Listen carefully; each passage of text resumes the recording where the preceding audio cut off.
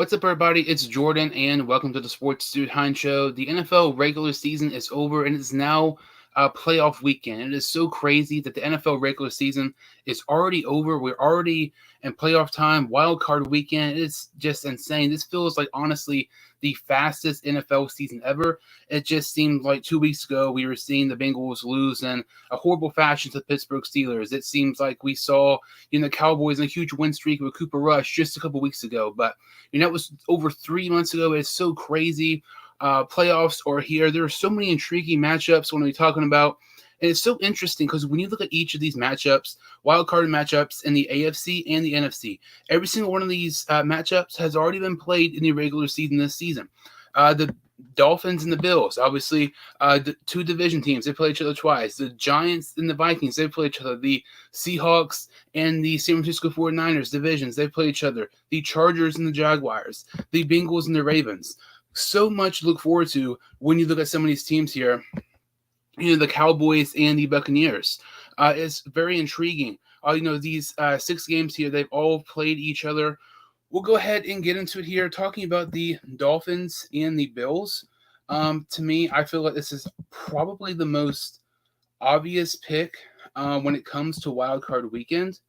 When you look at these teams here, the Dolphins and the Bills, they played each other twice this season. Miami defeated the Buffalo Bills 21-19 back in September, but just a couple weeks ago, just before Christmas, Buffalo got their revenge and won 32-29. Buffalo, you can make a case, might be the hottest team in the NFL right now. They've won 7 straight games. That is something you can absolutely not say for the Miami Dolphins right now. They've lost 5 of their last 6 games and had to win the last game of the season against the New York Jets just to get in the playoffs. And even in that game, they barely scored any points at all, scoring less than 15 points against the New York Jets team. And when you look at the Dolphins, early on, they looked good. Tua looked pretty nice. And you thought, this Dolphins team might maybe kind of shock some people. I still think if Tua doesn't get hurt, maybe, they upset Cincinnati on Thursday Night Football. But when you look at Miami, they've had so many injuries. Tua's been hurt. Then Bridgewater's been hurt. They're more likely going to be starting their quarterback, Skylar Thompson. In Buffalo, Buffalo is going to be, fired up and everything. Like I said, they look like one of the best teams in the NFL. This is a situation where I think it's going to be a long day for Skylar Thompson in this Miami Dolphins offense. This is a game that I could see get out of hand quickly. Might even be basically over by halftime. I think the spread right now is 13, and I don't doubt that for a second. I think Buffalo wins this game easily against the Miami Dolphins. Looking at another game here, it's very interesting, and I feel like you can make a case. This might be the biggest toss-up of any game this week. I feel like maybe this one or the Chargers taking on the Jacksonville Jaguars. The New York Giants take on the Minnesota Vikings this year.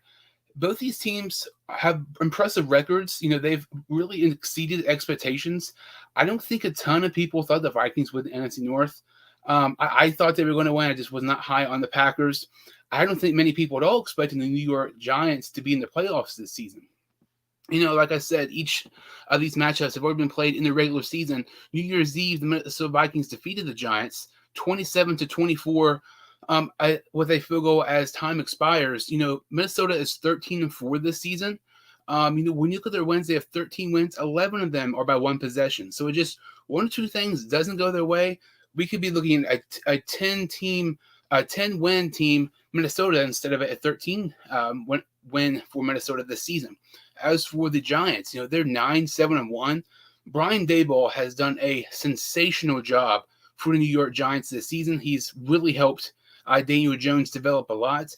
And, there could be, an argument made that maybe Daniel Jones deserves an extension with New York.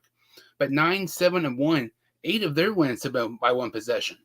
So both of these teams are just barely squeaking by and getting some, very close victories. And I feel like when you look at this game, it's going to be led by, Justin Jefferson. Justin Jefferson has had over 100 receptions this season, over 1,800 yards, 8 touchdowns. I just don't feel like that's talked about enough. We've talked about Mahomes. We talked about Hurts, Allen, Burrow for MVP.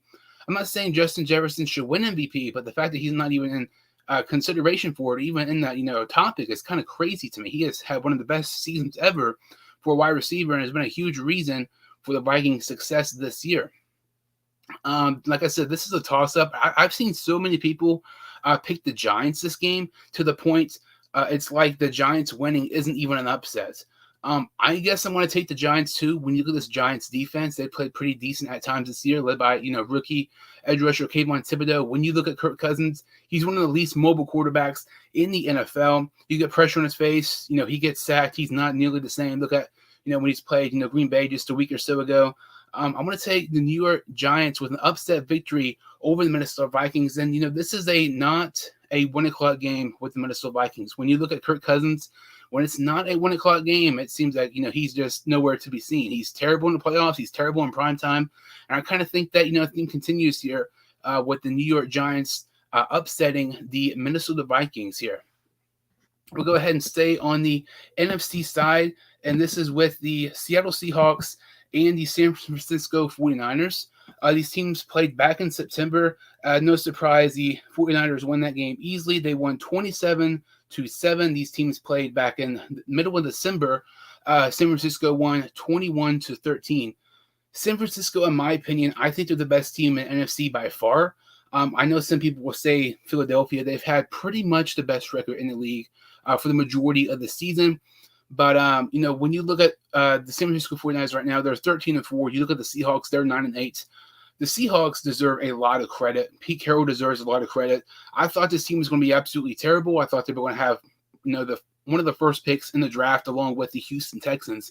But it really surprised everybody and somehow managed to go into the postseason without Russell Wilson. It's very impressive for the Seahawks. Matt Cass had a good year. Lockett's had a good year. Geno Smith has surprised so many people. And we're talking about Geno Smith, a guy who was not even guaranteed to be the starter when he was, with a quarterback battle between him and Drew Lock.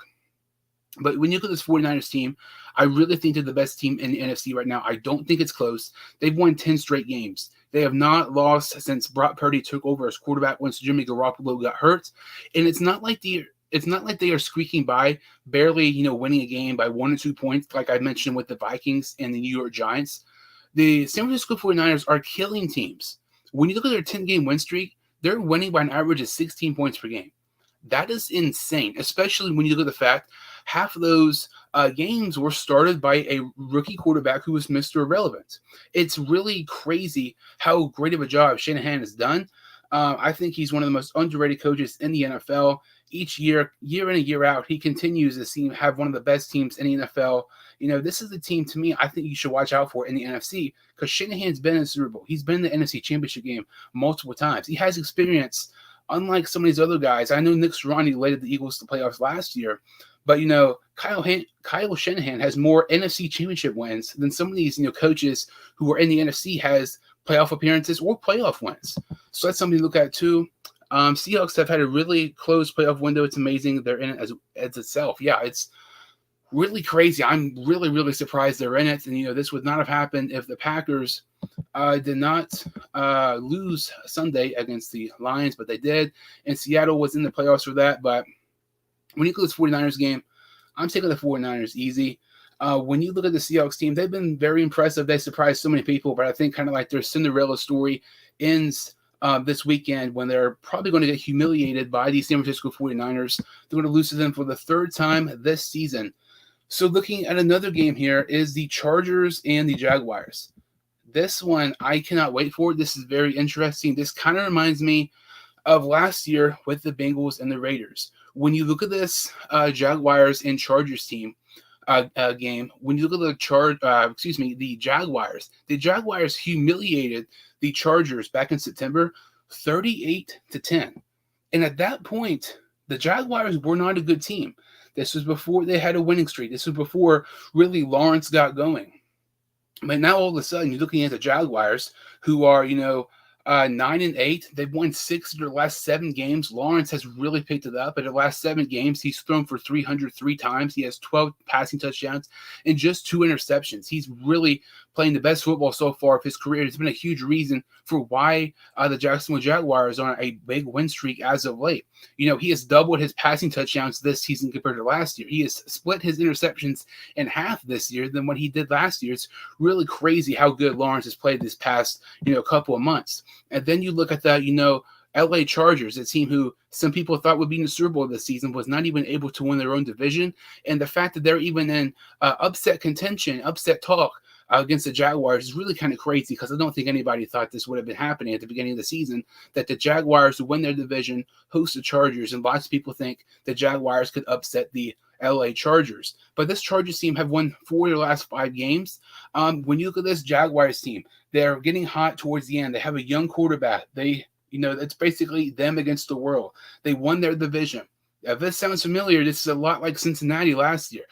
I'm not saying the Jacksonville Jaguars will go to the Super Bowl, but I am saying this team really reminds me a lot of Cincinnati last year, and I think they're definitely capable of upsetting the Chargers. Mike Williams, the star receiver for the LA Chargers, is still questionable this week. I think that could really dictate maybe who wins the game. If he's out, it's going to be a little bit more difficult for the Chargers to get the victory.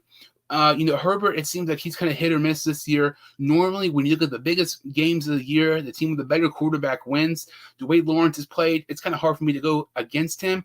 I'm going to take an upset here. I'm going to take the Jacksonville Jaguars over the LA Chargers. I say Jaguars win it. Lawrence has been really working with the team. Yeah, he's played really, really good as late. It's honestly kind of crazy. When you look at it, when you look at the beginning of the year, he was really starting to struggle. But the fact that he, starting to learn his offense more, I feel like Doug Peterson has done a tremendous job in, Trevor Lawrence's development. But when you look at 2 games here left, I cannot wait for one of these games. We'll go to the Monday's game first with the Dallas Cowboys taking on the Tampa Bay Buccaneers. Like I said, every single matchup that's happened this week has already happened this season. This was the first Sunday night game of the season. This was back on September 11th. The Tampa Bay Buccaneers defeated the Dallas Cowboys 19-13. That score is kind of deceiving. This was the game that Dak Prescott was injured in, but at the same time, up until he was hurt, Tampa Bay was really controlling the whole game. When you look at Tampa Bay, they are 8-9 this season. The Dallas Cowboys are 12-5, and the Dallas Cowboys have won 6 of their last 8. So 12-5, but when you take away Cooper Rush and what he's done, and you take away his starts, the Cowboys are basically around just barely over 500. It's kind of crazy, how much Rush was good for the Cowboys, and then once they get Prescott back, they've kind of took a little bit step back. This is the game. I could go either way, honestly. When you look at this Cowboys defense, they have one of the better defenses in the NFL. Dan Quinn has done a tremendous job for this Dallas defense this season. He's been in talks with lots of people are talking about him maybe being a head coach for maybe the Broncos or a team like that. He definitely deserves it. He has done a phenomenal job, basically completely changing this Dallas Cowboys defense around from the last couple of years. Led by Micah Parsons, who has played out of his mind ever since he's been drafted to Dallas. And, they're winning mainly because of their defense. When you look at Dak Prescott, when the lights are on him, the biggest moments of the season, it just seems like he cannot deliver. He makes, poor decisions, bad throws, different things like that. And when you look at the Buccaneers, they're 8-9. It's crazy that they're even in the playoffs despite, all their injuries in the offensive line, wide receivers, how bad Brady has played at sometimes, some questionable, offensive, play calls and stuff like that. New coach, with Bruce Arians out. Despite that, they're hosting a playoff game. They win a division because their division is just so bad. Everything kind of points to the Cowboys to win this game. I totally get people saying the Cowboys will win this game. Realistically, the Cowboys are picked to win. I just can't bet against Tom Brady. It's like one of those things. Every time you doubt him, he proves you wrong. At what point are people going to just stop doubting Brady and realize the fact, just go ahead and pick him because he's going to win regardless? I know this is a different Brady than years ago, just a couple years ago, but it's still this is the game that I could see Brady playing pretty good, and the Tampa Bay Buccaneers get the upset victory over the Cowboys, and the Cowboys are no strangers to really playing terrible in the playoffs and playing terrible in big games, and this could lead into a lots of different questions. Let's say Tampa Bay loses, where's Brady going to go? other way is if the Cowboys lose to a team they should not lose to, what happens to Mike McCarthy? There's lots of questions after this game, regardless of who wins. I want to take the upset here. I'm going to take the Buccaneers over the Cowboys just because I just cannot go against Tom Brady. Jack says Buccaneers are really on and off team. Exactly. At times they work well together and are able to upset their opponents. Other times it just doesn't click. Exactly. Go back and look at that Bengals game. I mean, it's crazy. Look at the first half. They played phenomenal on offense and defense. The Bengals only scored 3 points in the first half, and that was a field goal as time expired. And then the other half, they played completely terrible. We scored over 28 points in that one half alone. And Tom Brady had 4 turnovers in that one half. It's so crazy how some of these teams are in the playoffs are hit or miss. And if you're not on your A game, you can get upset. Your season could be over very, very quickly. So when you look at these games here, I've already talked about the Bills and Dolphins. I have Buffalo winning that one. The Jacksonville Jaguars and the Chargers, I have Jacksonville winning. 49ers and Seahawks, I have San Francisco winning. The Giants upset victory over the Vikings. I have the Buccaneers upsetting the Dallas Cowboys. So that means only one game left. The Cincinnati Bengals against the Baltimore Justin Tuckers. Let me just go ahead and say, there is no chance the Bengals lose this game. Even if Lamar Jackson was 100% healthy, even if Mark Andrews was 100% healthy, and Dobbins was not, injured like he was last week, the Bengals would not be losing this game. This is not me being cocky. This is not me being arrogant. This is me just saying how it is. I've said the entire season the Baltimore Ravens are the most overrated team in the NFL. It's not even close. I've said all last season the Baltimore Ravens are the most overrated team in the NFL. It's not even close. And once the Bengals absolutely humiliate the Baltimore Ravens this week, I don't want there to be any excuses. Oh, well, Lamar Jackson's hurt. Okay, well, isn't that strange? Because when you go back and look at the 2019 season, Zach Taylor's first year with the Bengals, everybody loves to talk about, how bad the Bengals killed the Ravens in the first time they played that year. Lamar Jackson, everybody loves to talk about, his spin move against Nick Vigil, and every time there's a highlight, they always show that, talking about, oh, he kills the Bengals. One, Nick Vigil is not on the team anymore. Half the Bengals players who are on the team now were not on the team back then. Ryan Finley started that game, but that's what they won't tell you on NFL Network, ESPN, Fox Sports 1, whatever. The Bengals had multiple injuries in that game. Starters were out for them. Yes, the Bengals still would have lost, but they don't talk about that when the Bengals have injuries. But when the Ravens have injuries, oh, well, last year when Burrow threw for 525, oh, they were hurt, and everything like that. I just hate the hypocrisy. When Bengal players are hurt, the Ravens are just better. When the Bengals, humiliate the Ravens, oh, well, Baltimore wasn't injured. These teams are in the same division, so obviously they've played twice this season. Back in October, the Ravens won. Well, Justin Tucker won this game for the for the Ravens. That's all it was. They won 19-17. Of course, Tucker bailed them out. That's the only way they know how to win. Justin Tucker had 4 field goals.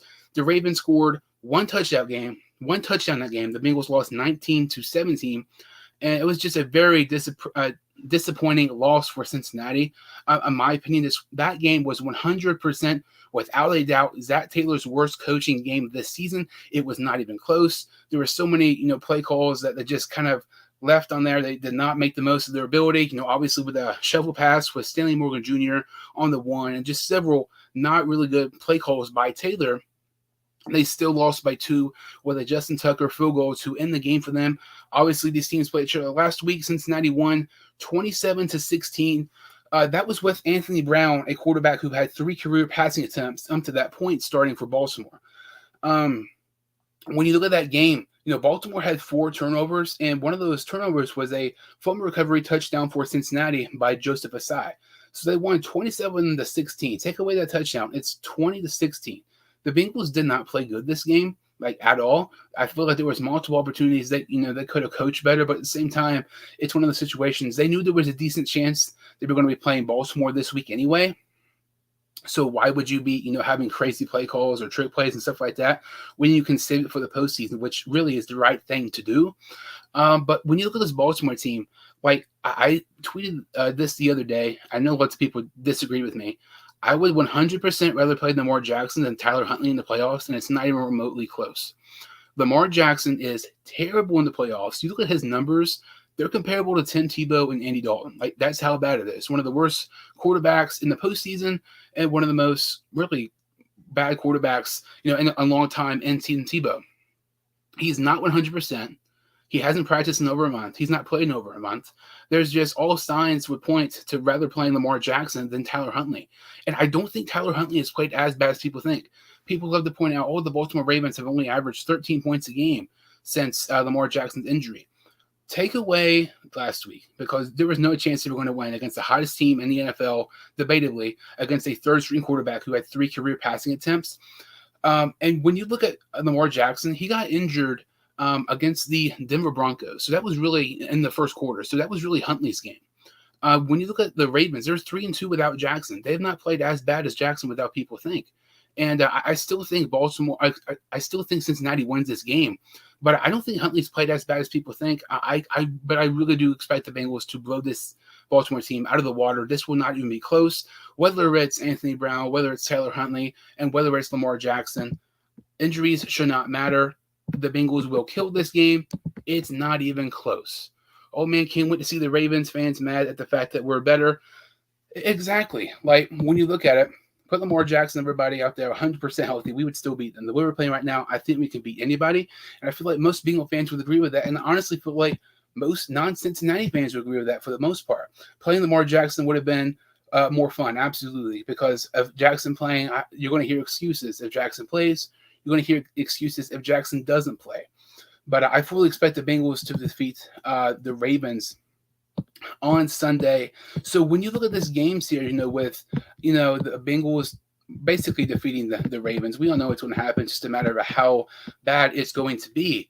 But when you look at it here, when you look at the games I picked Cincinnati over the Ravens. I picked the Bills over the Dolphins, the Jaguars over the Chargers, 49ers over the Seahawks, the New York Giants over the Vikings, and the Buccaneers over the Cowboys. So if those were to happen, that would set up a situation where, let's say, the number 1 seed in the NFC would take on the Giants. That is another situation where we've already seen this matchup. The 2 seed in the NFC would take on the San Francisco 49ers. The 2 seed in the NFC, the 49ers, would take on the number 4 Tampa Bay Buccaneers. We've already seen that.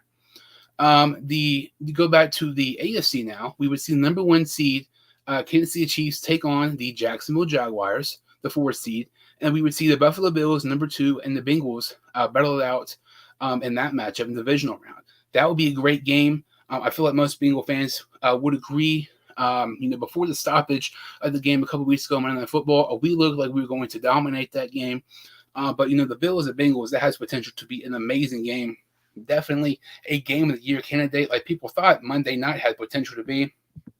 But should be a fun one these next couple of weeks. When you look at Cincinnati, I truly think they're going to be Baltimore, even if they were fully healthy. This is not me being cocky or arrogant. Like I've said, all last year, Baltimore is the most overrated team. It's not even close.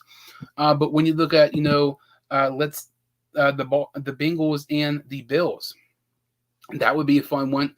Most Bengal fans have talked about it, and it does suck that if the Bills and Chiefs are in the AFC Championship game, it's a neutral site. But if we take on the Chiefs, it's an Arrowhead. The hypocrisy, I kind of started off that way, talking about with the injuries, with the Ravens. They talk when they have injuries. Oh, well, they were hurt. But when the Bengals have injuries, nobody talks about it. Just the hypocrisy with the Bengals. It just feels like no matter what, we always get the short end of the deal. People complain about us, or we do good. People, make excuses for the other team and stuff like that. But it truly does suck that if we play the AFC Championship game against the Chiefs, it's going to be an Arrowhead. It just does not make any sense to me. I know most Bengal fans would agree as well. But let me know what you think in the comments. I have for all my picks here. I have the Bengals defeating the Ravens, Bills defeating the Dolphins, Jacksonville Jaguars defeating the Chargers, 49ers over the Seahawks, the Giants over the Vikings, and the Tampa Bay Buccaneers over the Dallas Cowboys. But that about does it for this video. If you're new to the channel or have seen my videos before, I would really appreciate it if you all subscribe to my channel and like this video. I would really, really appreciate it. Thank you all so much for watching, and we'll see you all next time on the Sports Dude Hines Show.